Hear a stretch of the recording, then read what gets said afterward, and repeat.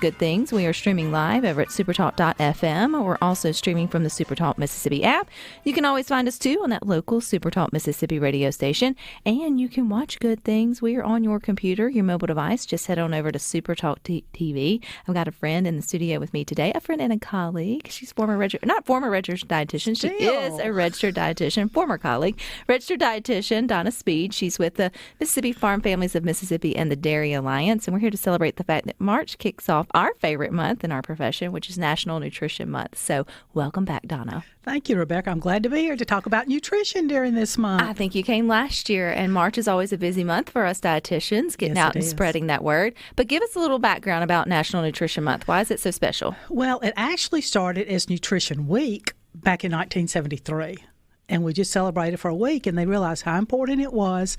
The Dietetic Association did realize how important it was to get the message about nutrition, healthy eating, just being sensible in what you do to the public more than just a week. So they turned it into a month. We needed the whole month. And it's a good month. It's spring. We're starting to plant our flowers and our vegetables and sort of thinking about fresh and, getting out of that sort of winter funk. So I think it's a good month to sort of focus on nutrition. I know every year they have a theme, Donna. So what's the theme for this year? The theme this month is Beyond the Table. So this invites us to look at what we can do when we're eating out, when we're eating on the run. You and I both eat on the run a lot. And also what we can do for the environment. So we can kind of do a spin on anything with Beyond the Table. So we're talking about not just necessarily what you do at home, but this is just sort of looking like what we're doing everywhere else in that way. Yes. Let's go with eating on the run. What are some of your, how do you help folks who may live busy lives? I know many listening to Good Things, they may be in the car ride or line now. It's Friday, so maybe they're not headed to the next, thing. But I know in my life, next up is going to be either swim practice or dance or, that too, too well. Yep. So how do you help families who are always on the go? Well, first off, if you're the mom running everywhere or the dad running, eat something at the house if you can. Grab something. But then keep stuff in the car. Those kids are going to be hungry when you pick them up. I know when I pick up my granddaughter, she's just like, give me something to eat.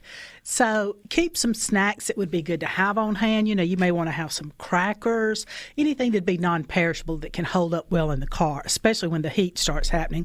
You may want to have some peanut butter crackers, cheese and crackers, some nuts. You could even have some canned fruit. Then you got to have a spoon, and they'll probably spill the juice. But that's okay. Yeah. And if you're running a lot, if they'll eat fruit, the little tangerines are great. As long as they'll eat them quickly and throw the peeling out when they get to the house. Orange peels are not the worst thing that can be left in your car overnight. There are those unwanted finds under the car seats of milk cartons spilt milk and juice bottles and sort of all of the things on that. What about packing a cooler? I know many of us are headed out for spring break road trips, so hopefully you'll take good things with you. But how do you pack a cooler that's not just full of junk? Well, first off, think of how long your trip is going to be. That's going to make a little bit of difference right there. But then when you look at what you're going to pack, be sure and pack items that have some protein in it, because you're going to be hungry. The kids are going to be hungry. Look at the individual things of hummus. It's real easy to make hummus at home. We actually have some recipes on our Dairy Alliance for some really good hummus that I've made before. And then look at maybe having some cheese sticks. You could have some frozen yogurt. The tubes of yogurt that then they can eat once they thaw out a little bit.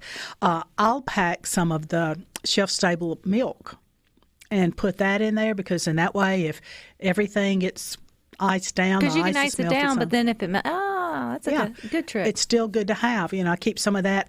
I keep chocolate milk in the refrigerator all the time for my snack at night too.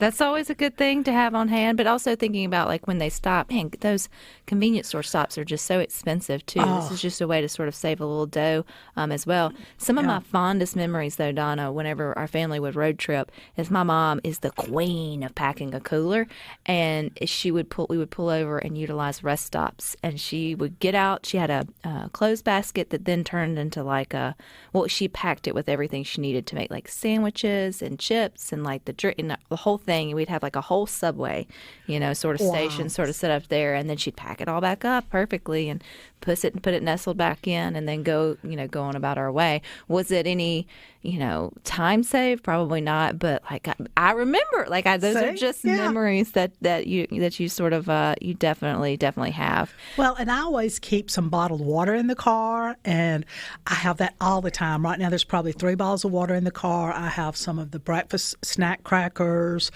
I do have a fruit roll-up or 2. That's okay. And that way, if Addison gets in and she says, I want something to eat, there's something there that she can get. Yeah, and I think that's for a lot of families, it's just meeting you where you're at with your busy schedules and what that looks like for you. I think also don't be afraid to eat dinner a little bit early. I think some folks are really, and I get it. Like if your practice starts at like 6 or 7. And then you're not getting home, you really don't want to have to eat dinner like 3 or 4, but really it's okay. And then have a small snack. Yes, snack. It's Friday, Donna. Have a small snack whenever you get home instead of having the snack before and then trying to have a heavy meal prepared later. Yes. Sometimes flopping those, it's just good for the mood too. Well, I know last night, the grandbaby, when she got in at 4 o'clock, she was like, I'm hungry. And I had supper just about prepared. Well, she ate a plate of supper, and then at 6 o'clock, she ate 2 more plates of supper. So I was like, well, there goes the leftovers. Well, she's a growing girl. There's nothing necessarily wrong with that. But every now and then, though, Donna, we do have to find ourselves going through those quick serve or those fast food places. And then sometimes it's just what we want. But if we want to do better in terms of thinking our better health in mind, what are some of those tricks or tips if you are going through the drive-through? Look to try to get something baked if you can, like a grilled chicken, or get a wrap. Mm-hmm. Now, the kids are probably still going to want a chicken nugget no matter what, but then make sure and then you get milk for them, because that's going to be the best thing that kids can get. Milk has 13 of the essential nutrients, and then even as adults, we need milk every day. And it has like all the B vitamins that we need to help us. So just tell them no. Now, sometimes I do have a hard time. Sometimes I want to say, okay, you can have a slushie. But I try to limit it as much as I can and try to think of what would be better. But don't some of those fast food, I guess, well, it would have to be for your older kids. They're the coffee ones now because, that's the cool thing to do. They have a full serving of dairy and milk in some of them. Is that still considered a win? Yes, it is. It is in my book. What about a milkshake? A milkshake is a win, too. And even an ice cream could be a win. Yeah. I mean, it's all in perspective, sort of that way. My biggest tip, though, for those who are trying to do better and going through their quick service, I always say just because they sell it as a combo doesn't mean you have to necessarily buy it in that way. And so usually folks don't realize that your medium or large fry has the same amount of calories of fat as your hamburger. So it's like you wouldn't eat 2 Big, well, you may eat 2 Big Macs. I'm not trying to, I don't know what you do, but most people don't get 2 entrees. They get the burger and the fries, but don't realizing it's like eating 2 entrees. So if you're really grooving for the burger, then just try to get a better, side option, whether it's waiting till you get home and pairing it with something else, or, foregoing it altogether, or really asking for a reduced sort of side to that. And you can, over time, if that really is your life, you can make huge inroads in terms of reducing. You really can. Yeah, I do that. I always just get the burger, and they'll ask me 2 or 3 times, don't you want to get the meal? Yeah, no, I don't. No, I don't. I've got my water in the car, and I don't need the fries. And talk about saving cash. If you let go of that soda, man, when did sodas get $3 and $4? I know. Sweet tea. Sweet tea, anything. Too. So anyway, these just small tips in terms of looking beyond the plate here on National Nutrition Month. When we think about beyond the plate, you had mentioned the environment, Donna. How does that play into our everyday thinking? Think about what you can do for the environment just to help it some. People are throwing out food left and right. Maybe not as much now that groceries have gone up so much. But, if you have a little bit of sweet peppers is something that I'll have left over sometimes, and they'll start to get a little soft. Well, I'll go ahead and freeze them. and Go then ahead I'll and pull do them that. out. That's a good point, Donna. I'd love to know everyone's not food wasting tips. We can always food easier. Yeah. How not to waste food. How do you reduce your food waste? I'm gonna get it right. I'm gonna figure out how to ask You the will. question. 601-879-4395. We got more coming up next. And this weekend, Friday through Sunday, we want you, that's today, grab your tickets to see ZZ Top live in concert at the Brandon Amphitheater. They are going to be there March 20th. That's coming up, and only for $20. There's no password required, but quantities are limited. So you got to head to Ticketmaster today, tomorrow, or Sunday before they sell out. Donna, you a ZZ Top fan? Not really. That's okay. Yeah. You will not be running out to get your $20 ticket, and that is totally fine. We're continuing our conversation with registered dietitian, nutritionist Donna Speed. She is with the Dairy Alliance. They focus on Mississippi dairy farm families, and this is National Nutrition Month, so we're having fun talking about that. If you've got any ways that you like help with grocery cost or reducing waste, you can let us know. 601-879-4395. That's on everybody's minds right now. Donna, so what are some other tips to making sure we reduce our food waste, which also helps the environment? Just look and see if you can turn around and maybe if you have a few leftover vegetables, then put some cheese with it and noodles. That's easy. Yeah, real easy. I'll cook a little ham, which does have salt in it, but I'll cook that, add some noodles, add whatever I have left, and it makes a great dish. Put your leftover vegetables, if you have enough room in the freezer, and then make a soup with it. Take your leftover vegetables, if you have peppers, onions, mushrooms, put those with some eggs and cheese and make an omelet. Oh, that's good. Yeah. Yeah. And I love a frittata. And that's great once our summer vegetables start coming in, because then you could put zucchini and peppers in that. And it's just a wonderful taste. And then you've got it coated with some cheese, too. You can tell I'm talking cheese, can't you? Cheese makes everything better, especially for kids. It does. If they say they don't like broccoli, put cheese on top of it. If they say they don't like their baked potato, put cheese on top of it. Well, and the other day, someone else made grits for the grandbaby, and she says, these just don't taste right. You cooked them with water instead of milk, and you didn't put enough cheese. You cook your grits with milk? Yes. Really? Yeah. I don't know if I've ever tried that. Now, cheese, yes, but I've never thought about milk. That's just another way to get some dairy in. I cook my instant potatoes with all milk. If a recipe calls for some water, some milk, I'll usually go ahead and use all milk. I know, like in the wintertime, Donna, you've got the frozen, like you can freeze chilies, you can freeze soups. It feels like in the summertime, it's harder to batch cook for the summertime. Is that, am I being false in my statement? Prove me wrong. Or should you just menu plan for the week?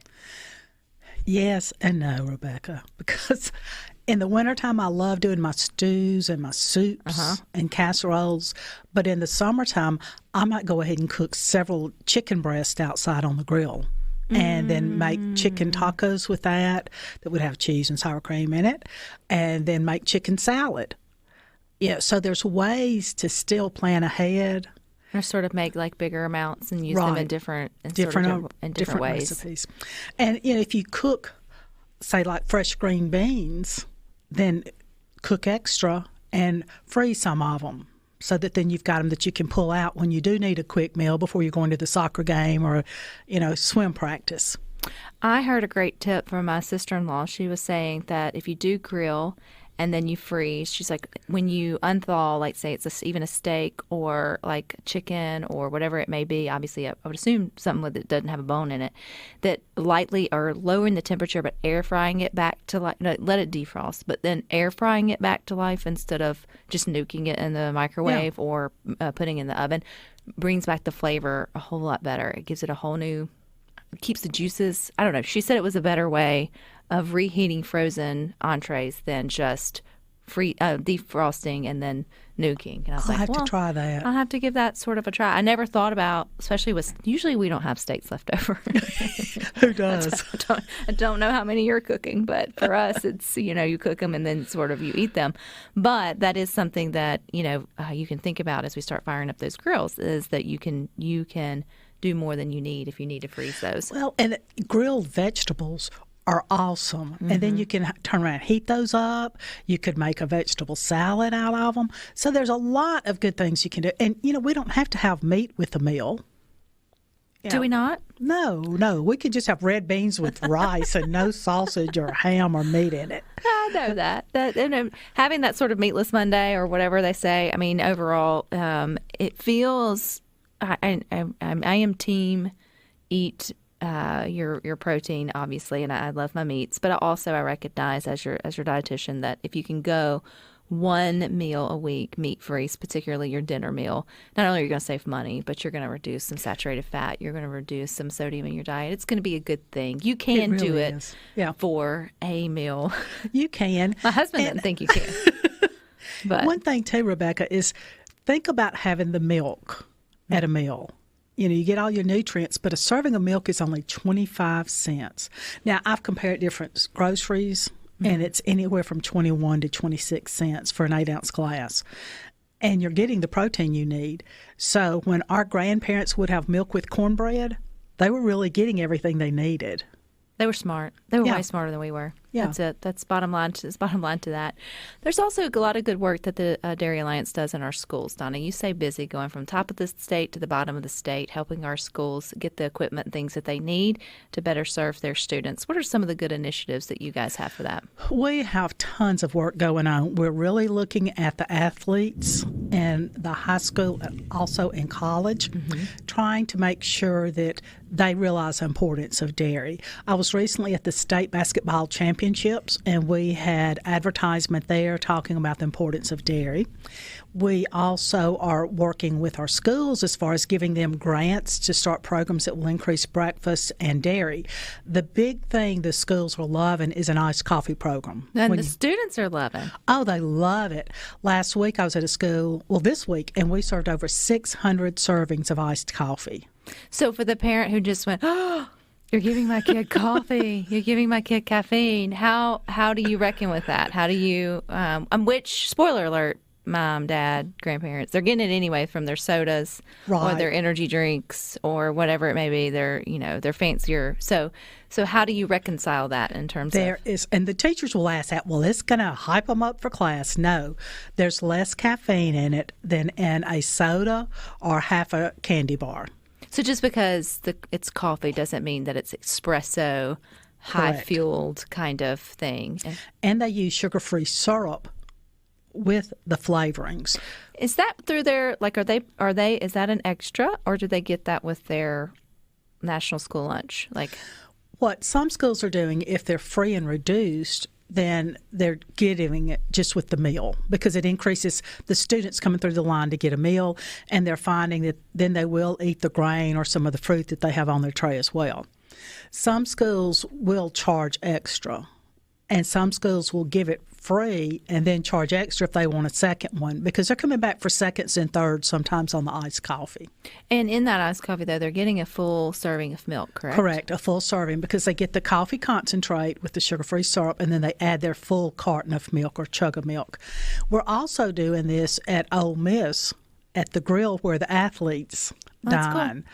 One of their dietitians had attended some training with us and realized how important it was to try to get the athletes to drinking more milk. Well, from a parent's perspective, I know I watch the accounts on my kids' lunch accounts, and it drains for the extracurricular things, and I promise you it's not milk. It's ice cream. Yes, or chips or whatever it may be. So I would much prefer if that money is in there for her to be able to use that for something like that and getting in that good nutrition versus going back for another candy bar, going back for another whatever. So that's pretty successful. If a school doesn't have that, is there room for you to expand that, or you? We have given out our grant money for that this year, but I can help a school if they want to purchase equipment on their own. But next year we will. We'll have more grant funds for that. We do have grant funds coming available through Fuel Up to issue out grants for smoothies and for grab-and-go breakfast carts. Because it's the equipment they need, Right. Because some of the school buses, we have a school that their cafeteria is in the opposite side of the building from where the kids are let off.